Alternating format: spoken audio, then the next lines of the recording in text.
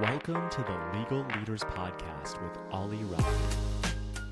Lindsey Mignano is a founding partner at SSM Law, where she represents emerging tech companies and industry-adjacent firms, specializing in everything from venture financing to mergers and acquisitions. A graduate of Stanford and UC Law San Francisco, Lindsey has been recognized as a rising star by super lawyers every year since 2016. Beyond her legal practice, she is the founder of Venture Betches and Syndicate Betches, funds dedicated to supporting historically underrepresented investors and fund managers. Lindsey is also a passionate advocate for diversity in law and tech, and we're excited to dive into her work and insights today. I hope you enjoy the podcast. Hey, Lindsey, it's great to have you on the podcast. Nice to be here. Thanks so much for having me.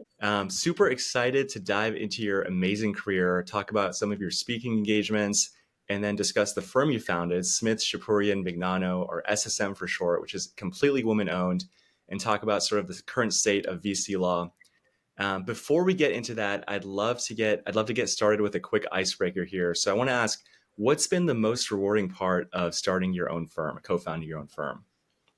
Yeah, I think the most rewarding part has always been that we're creating something that's slightly different from what the other firms look like here in our industry. Most emerging companies, venture capital practices are run by white, South Asian, East Asian men.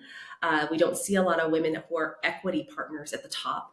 And our firm is, fully women-owned at this time. We have a strong, presence of Black, Brown, Asian, and women at the firm. A lot of us who are ex-BigLaw. But I think the diversity angle is something that we don't see a lot in our industry. So I'm excited that, our clients are excited about it. I'm excited that, we're able to pull it off in an industry that hasn't been incredibly welcoming to people of color and women. And I'm happy to see where it goes. It's only about 8 years old right now. So you're catching me kind of early in my journey.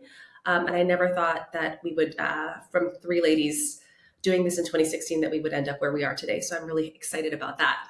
Amazing. I'm super excited to talk about that. What you've built is really impressive. Let's talk about sort of your career journey. I want to take it back to Hawaii, where you were born and raised before you attended Stanford. Did you have dreams of going into the legal field? Yes and no. I'm a first generation lawyer. I'm a fourth generation Asian American, but my family's in poultry. It's in agriculture. So I am not a Silicon Valley insider. I'm not someone whose dad and mom were lawyers or who went to Stanford. I am in some ways very much an outsider to this industry. Born and raised in Hawaii, fourth generation Asian American. Still go back to Hawaii now, maybe once to three times a quarter. It's been a lot. Wow. With aging family. Yeah. But I didn't always dream to be a lawyer. I thought, I really wanted to be a business owner. I'm also a fourth generation entrepreneur. Wow. In 1890, my great grandfather had come over from Okinawa, and he, was a farmer on sugarcane plantations. Had saved up enough money to purchase about 25 acres of land in Oahu, and we grew and ran the largest poultry farm in the state up until I think my grandfather died. Maybe 2010 or around there, we had sold in part to a mainland big poultry farm. And now we're just minority owners. But, Wow. From up until then, we were just, landowners, poultry owners. We were not lawyers or doctors or much like that in the profession. So I'm one of the first ones in my family to become a lawyer. I think I might be the only one on my mom's side who's a lawyer. Incredible. So happy to be here. I attended Stanford 2003, went straight into law school at the law school formerly known as Hastings. It's now UC Law SF. Yeah. Graduated in 2007, and I've been in the city ever since. So it's been a really nice, part of my life. I would say half of my life, now that I'm about 40, was in Hawaii, and half is now here in Northern California. Amazing. Amazing. I want to kind of know, what was that like going to school in Silicon Valley, 2003 to 2007? Obviously, there was, something huge thing that happened with the economy in 2008.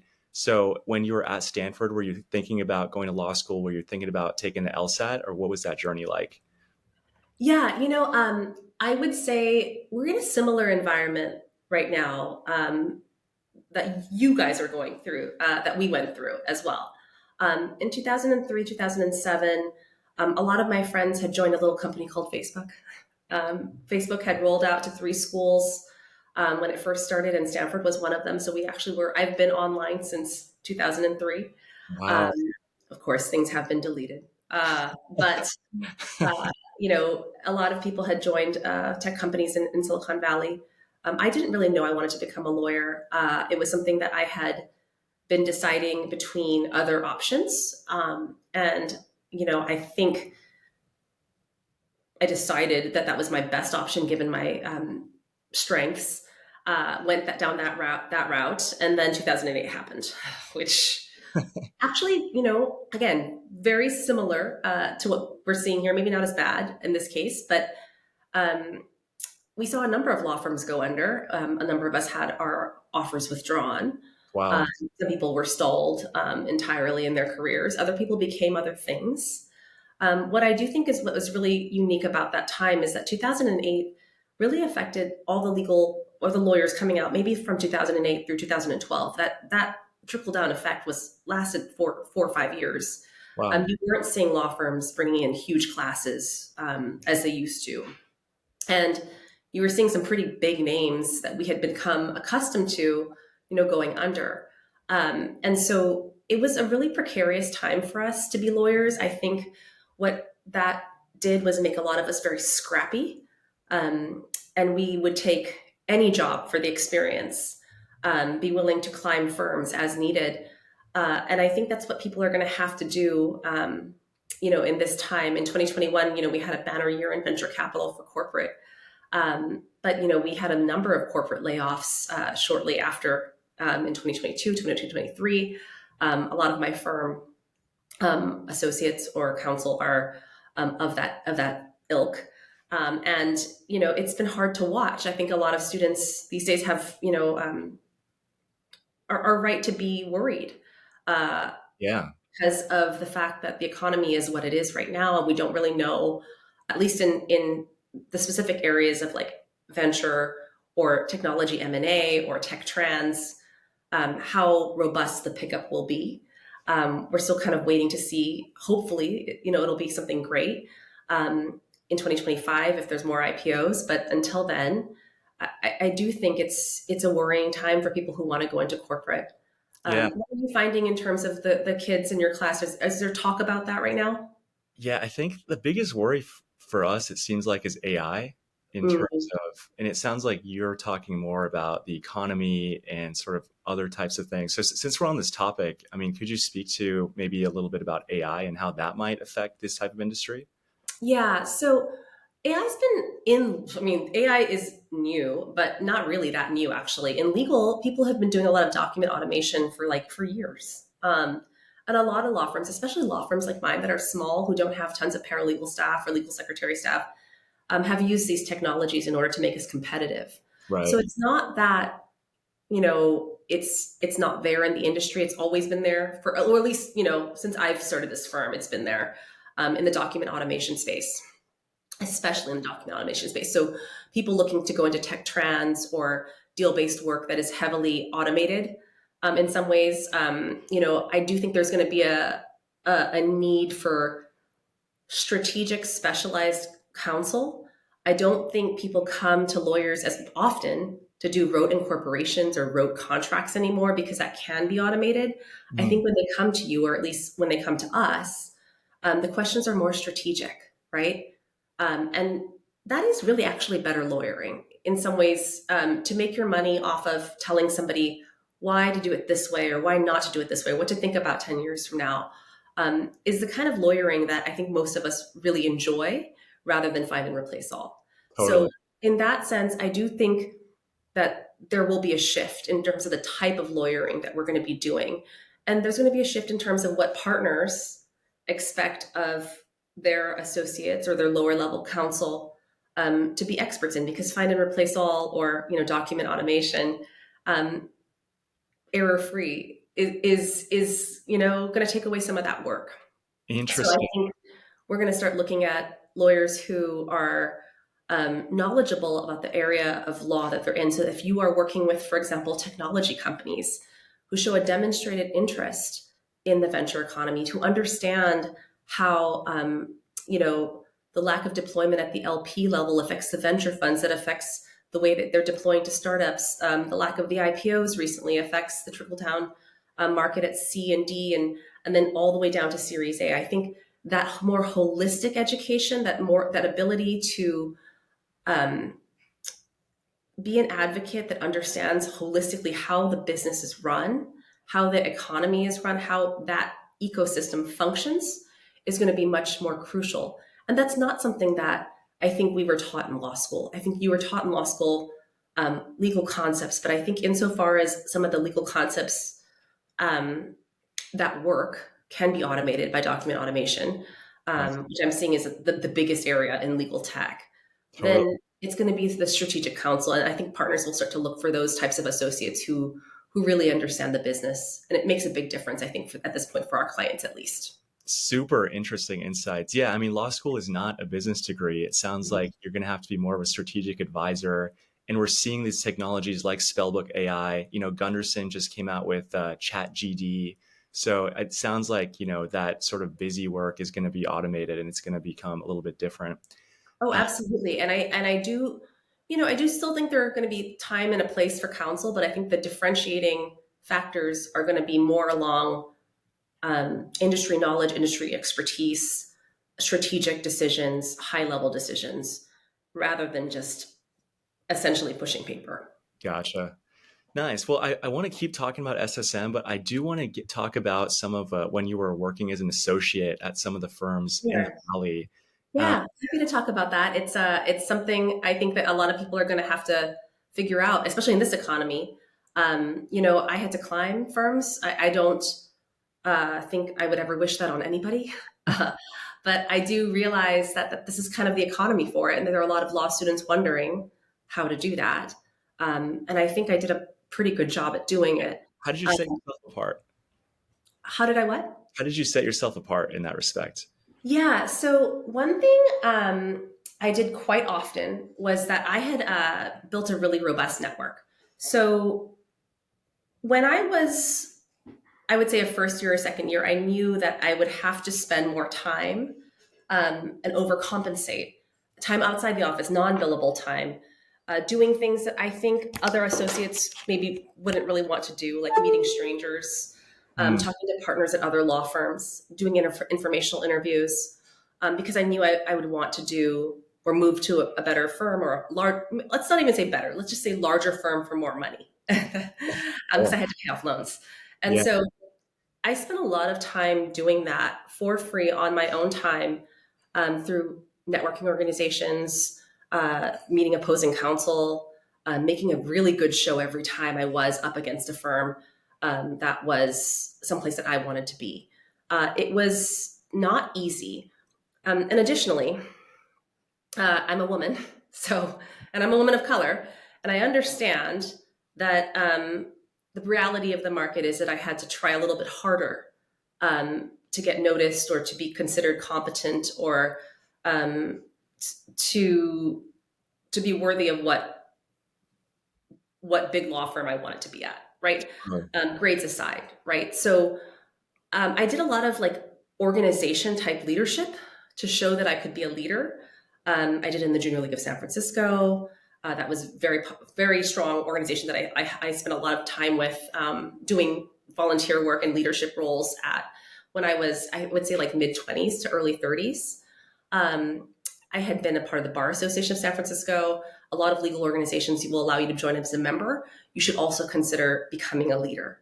So raising your hand and saying, I will lead that committee, and then just doing a kick-ass job at it, because people infer competence and confidence from what you're doing, and authority from what you're doing, even if it's not legal work, right? Because if you show up and you make a really strong push that I can handle this committee, I can plan this many events or that many mixers or this conference, and it will go off without a hitch, they will naturally assume that you're pretty competent in most areas of your life. And by the way, just by doing that, you will probably be or get better at being competent at most parts of your life. Yeah. It's all free work. Like, no one's paying you to do this work. In some cases, I went to conferences on my own dime. I really invested in myself. These were not conferences that every single employer of mine would pay for. And so I took the money out of my own pocket to do it.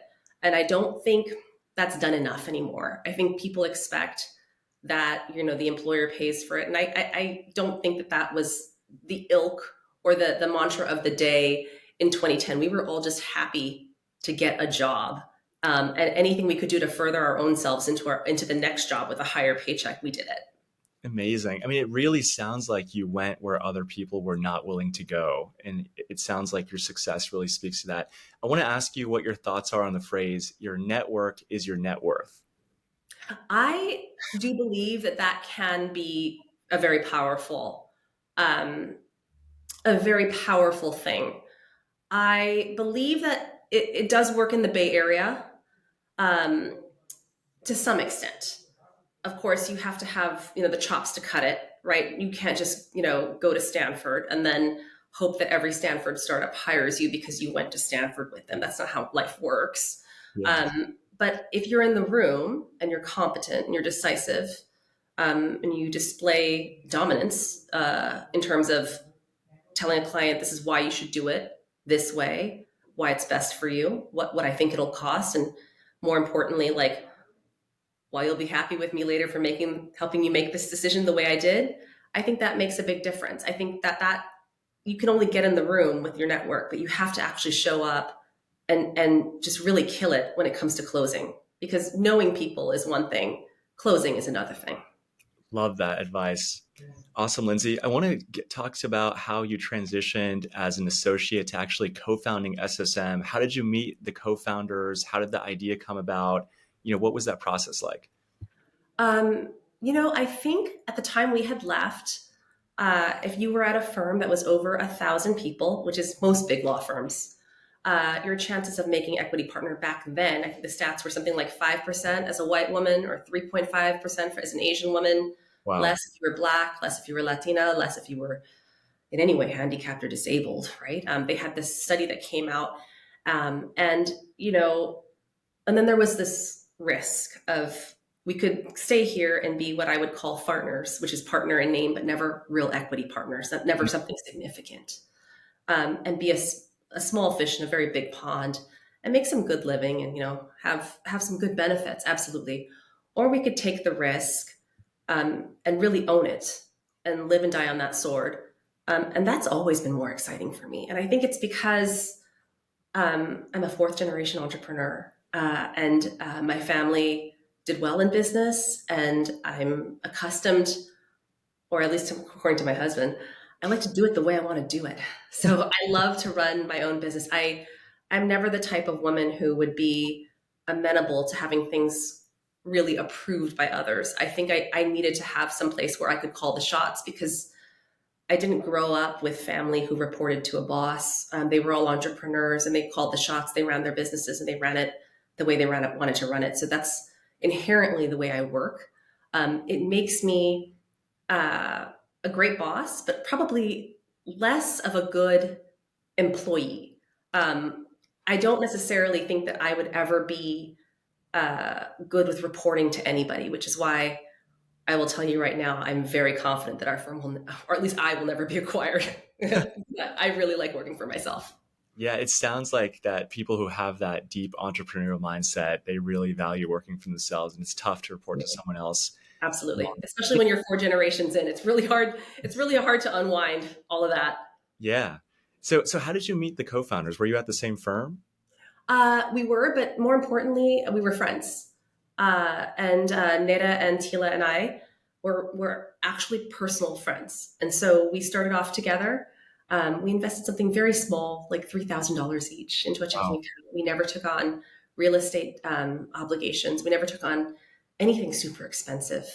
And we built it from scratch. We took no clients with us. We had literally gone off on our own, with our husband's blessing, of course, because, at that point we had all been married. There were community pots involved. Yeah. And we had to make sure everyone was cool with it. So 6 people decided essentially that we were going to take that risk, and we did. And it worked out really well. But beyond just being coworkers, like, I would say the basis of the firm's genesis was friendship and camaraderie, and women who kind of took a look around at the industry and said, hey, I don't know if it's worth it for me to climb this ladder. Maybe we should just do something on our own. And I will say there was some rosé involved. There always is. Um, Very important. but we started off that way. I think I was the last to make the final decision that I was going to leave, which is why the original name of the firm is Smith Shapori and Mignano. I was the last one to decide that I was not going to continue on, and that I was going to join the gang. Yeah. And I'm happy they counted me despite my lag there, my hesitation as being a co-founder. It's so inspirational. I mean, you bootstrap this thing with no outside funding or anything like that. We did take a PPP loan, but that's about it. We never took in any debt. We never took out any loans. But we're also very fiscally conservative. Like we're not politically, but like I would say in terms of how we bootstrap the company, we were really careful about finances, and we're actually, we turned out to be very good businesswomen. I don't think women get enough credit for that, but running a law firm as a female owner is also running a business. And us understanding how to spend money and what to spend money on and what not, more importantly, not to spend money on. What was extraneous, what was flashy, what was not useful, what didn't bring us the buck. I think we were really, really savvy about that. And I think I can only owe that to my partners, because I think there were times in which I would have pressed go on some expenses that wouldn't have generated a very good ROI, but they held me back, and vice versa. We've all been there in the process of forming the firm where we talked with each other and we came to a consensus and made a decision that was in the best interest of the firm, and it worked out. But having 3 women in the room who are all savvy and smart turned out to be a really good investment for me. So good. I love hearing these stories. Do you have any specific examples you could point to about maybe things you did or didn't spend money on, or just other stories about being in the trenches? Yeah, there was a business growth firm that had approached us when we were pretty early on and we were making some traction, and they had said something like for $2K a month or $24K a year, they would help us accelerate and volumize our business. And the money that they were promising was pretty lucrative. Really? But it involved a different type of work, I think, than we would have wanted to do. A very high volume kind of work that maybe we thought wasn't quite the sophistication level that we wanted to be at if we followed that certain model.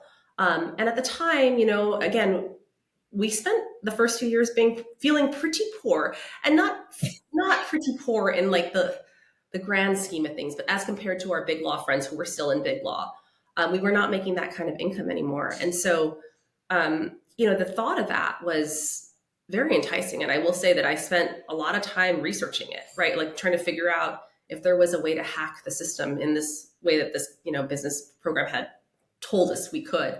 And we didn't end up spending the money. And that wasn't my decision. That was one of my co-founders' decisions. And she was adamant about it, that this was going to be a huge hack and a waste of money and snake oil salesman stuff. And I'm glad I listened to her, because what I found was that the business grew organically without the need for that inflection of advice, right? Of that counseling, because we didn't expect a snowball effect. We expected incremental growth. But even in my own origination book of business, I didn't expect the level of growth that we had at years 3 to 5 from nothing. I thought it would just kind of more be like this, right? Oh. And it didn't work out that way. And I'm really glad it didn't work out that way.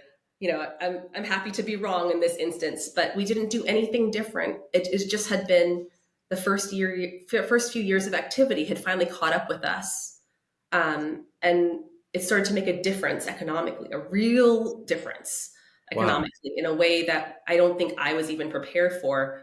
But it was just the boots on the ground effort of doing it every day, even if you're not seeing immediate results, that 3 to 5 years later really, really paid off. And I'm really excited to see what happens 5 years from now from all the work that I'm doing right now, because I can't imagine it's going to be incremental. I can only imagine it will be a snowball effect in a similar way. And that is both exciting and intimidating. We're being vulnerable, intimidating at the same time. Yeah. As an owner.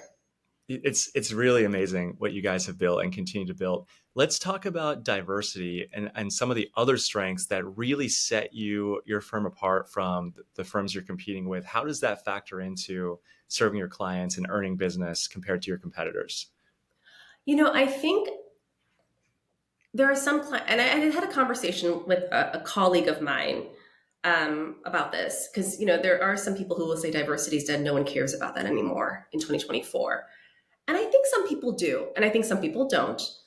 And I think the role of a women-owned law firm, especially one that has a number of people of color at it, working at it, and actively building the firm, is to hopefully make people care about diversity. Is to take the person who says, "I just hired you because you're the cheaper law firm than whatever big law firm." Actually go, you know what? I'm really glad I hired them, and I now kind of understand where they're coming from, and I see their point of view, and they're good lawyers, and I kind of champion that cause now, right?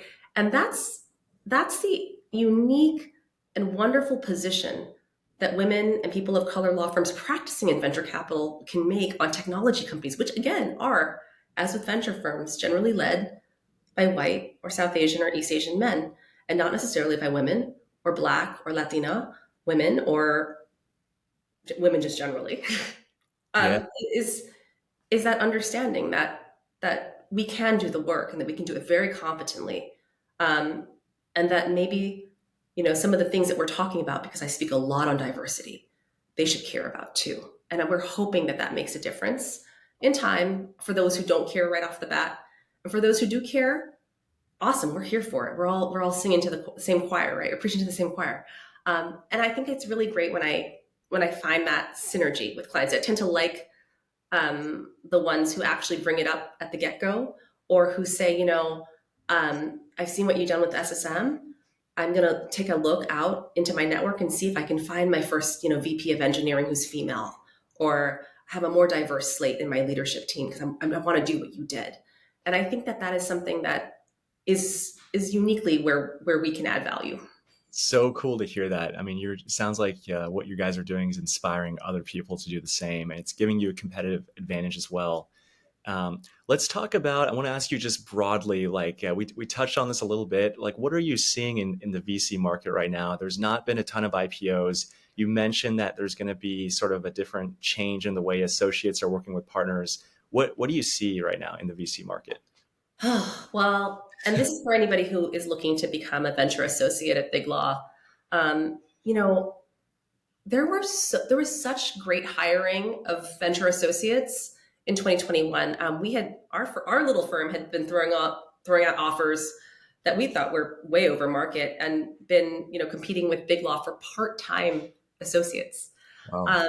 in 2021, when the market was flush with capital. I think now, since 2022, we're really seeing that pullback. I don't foresee a strong change in 2025. It could just be a little bit more of the same or slightly better, but I don't think it's going to change entirely. And I think, until we have more IPOs where venture funds get more liquidity back in the hands of their LPs, we're going to see a little bit kind of the not limping along, but walking along that we've seen so far. Startups are taking longer to raise, not the 18 to 24 months, but maybe 2.5 to 3 years.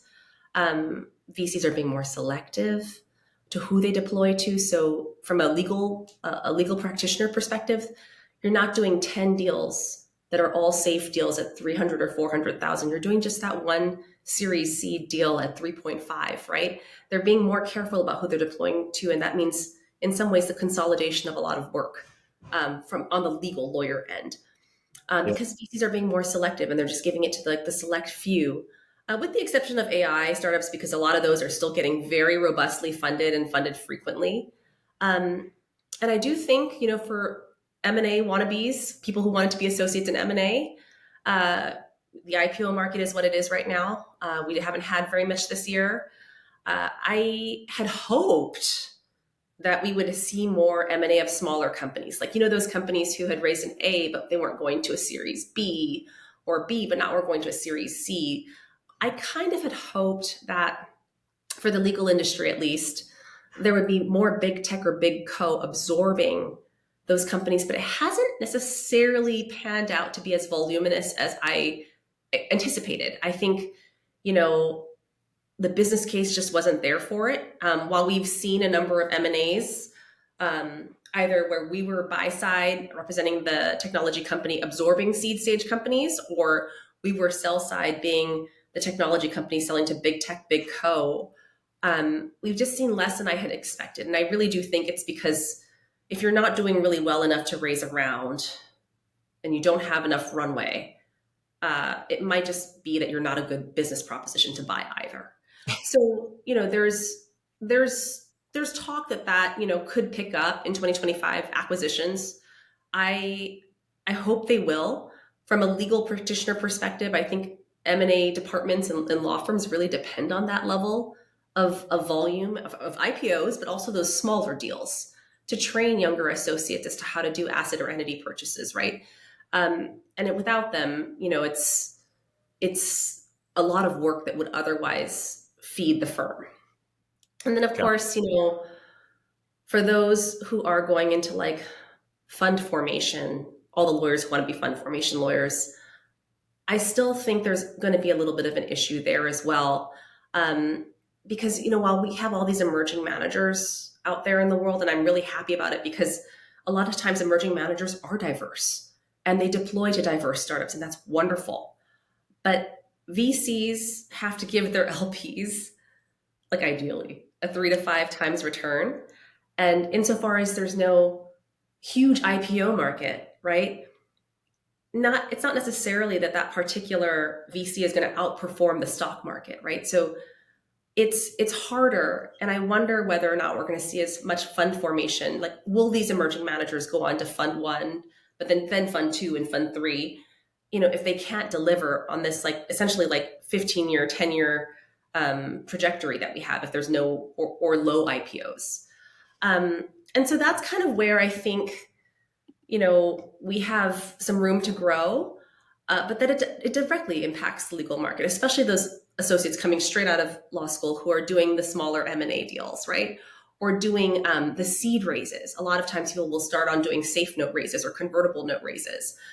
If there's less being deployed or bought, if that volume of like lower level transactions where maybe the senior partner doesn't get as involved, but those transactions are training ECVC associates and M&A associates, right?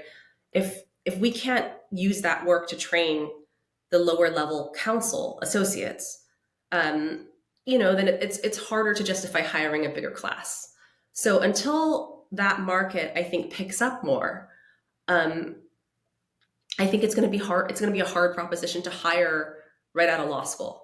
Boutique firms, just for those viewers who are looking into boutiques, generally hire experienced counsel. We generally hire lawyers who have already practiced at least 1 year, ideally for me 2 to 4 years in big law, at a Cooley or an Oric or a DLA or comparable, just because we know that you've then had the volume of transactions that I'm speaking about to be able to at least issue spot things like tax issues or something that might come up. You might have just some basic background that we might not be able to guarantee you that level of volume at a small law setting. So you're already coming to the table with a base knowledge that someone else has taught you, ideally not me. And then by the time you get here, you're just, you know, pen to paper picking it up. I've not hired anyone younger than at least 1 year in big law, except one person in my entire 8 years of running this firm. And I would say that I think most small law firms are the same. They usually wait for a couple of years of experience at one of the big law firms before hiring an M&A or an ECVC associate. Amazing. Insights from the front lines right there. Super valuable. And how many folks is SSM these days? So we have about 19 lawyers, comprised across of counsel, senior counsel, partners, and kind of like call them counsel rather than associates, because we find that it's easier for them to matriculate business without the associate word label. And those are associates usually will range from 1 to 4 or 5 years of practice. We would call that counsel here. Senior counsel, generally people above 5 years of practice, maybe towards 5 to 10. And then of course, partners are partners, right? So We have myself, Tila, and Kelly for that. And we usually would stack a file probably with the originating partner, a senior counsel, and a lower level counsel.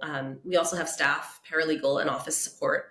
Every once in a while, they get involved for like signature uploads or whatnot. But we're a relatively small team. We're not, a big law firm. We still function very small firm, almost kind of startup like. There's lots of times when my staff asks me, how do we do something at this firm? And I say, there's no policy for that. Let me go draft one up. And it's been a lot of thinking as I go, Yeah. from everyday routine stuff to something that could be more complicated. But we do still function somewhat as a small business, essentially. Amazing.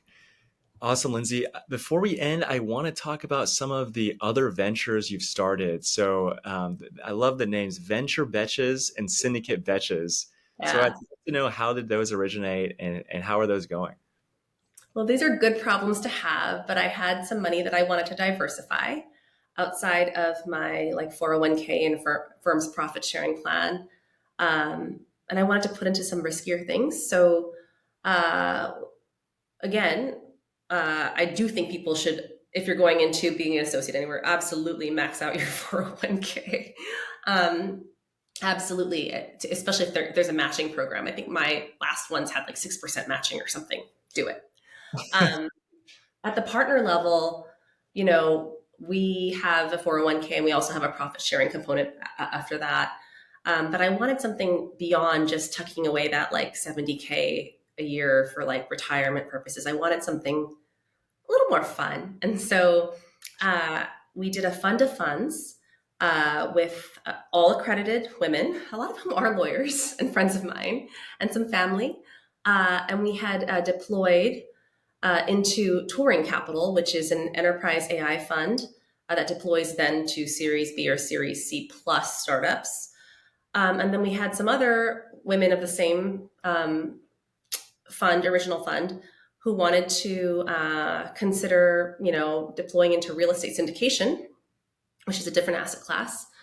And a lot of us, you may own your condo or your home or your vacation home, but this is something like investing in commercial real estate is a little different. And so we, put together a fund of funds to do that.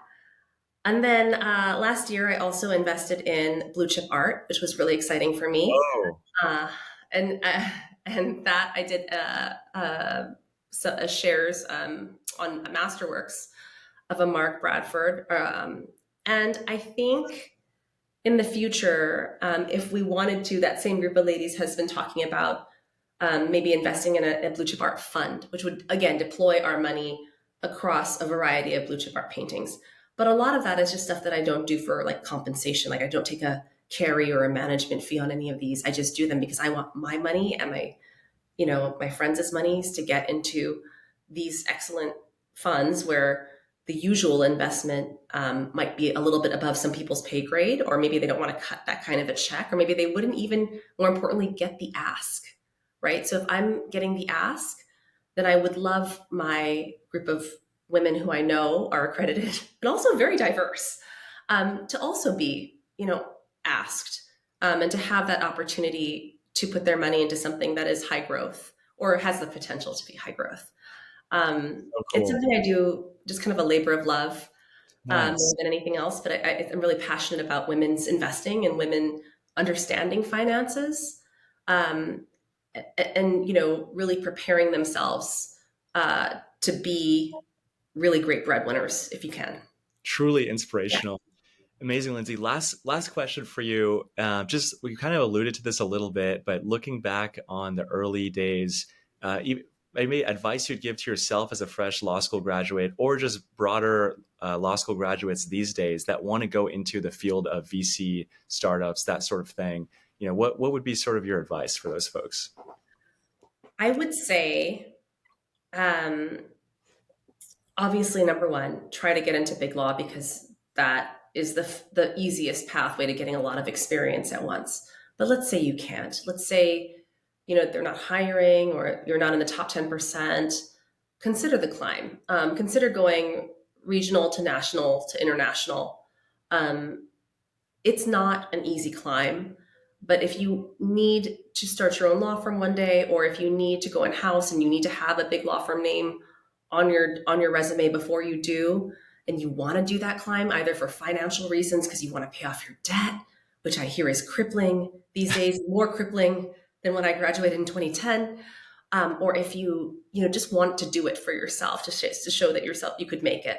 Um, then do it. And then I would say, be really careful about your network, who you're networking with. Make sure that that network is just, being fruitful to you, and that you're climbing at least every 1.5 to 2 years. Ideally, like you spend a year at each place, um, and then you move on to whatever the next better or the better salaried firm would be for you.